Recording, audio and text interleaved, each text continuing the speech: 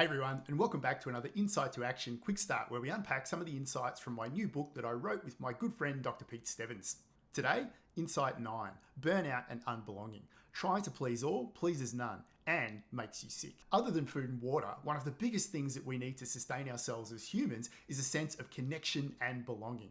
But for many school leaders, it can feel lonely at the top. And one of the big things that we unpack in the book is that this tension can have disastrous implications for some leaders. Ordinary leaders believe that serving others above themselves is a worthy leadership virtue to aspire to, and doing so will prove that they're worthy of belonging. In practice, this leads to suppressing their own needs and emotions and under-prioritizing their own growth and relationships, often resulting in burnout.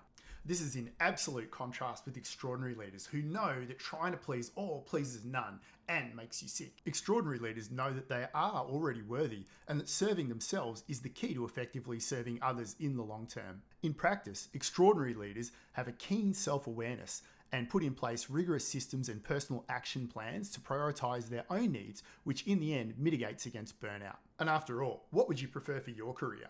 This or that?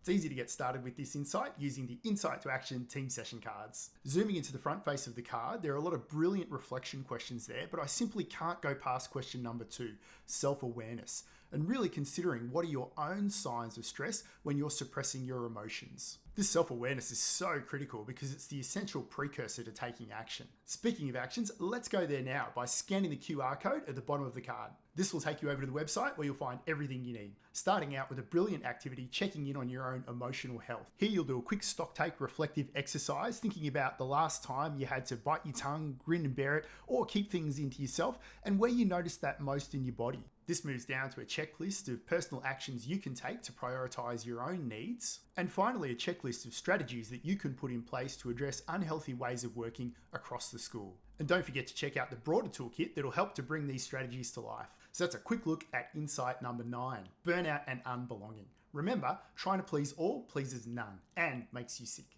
Until next time, bye for now.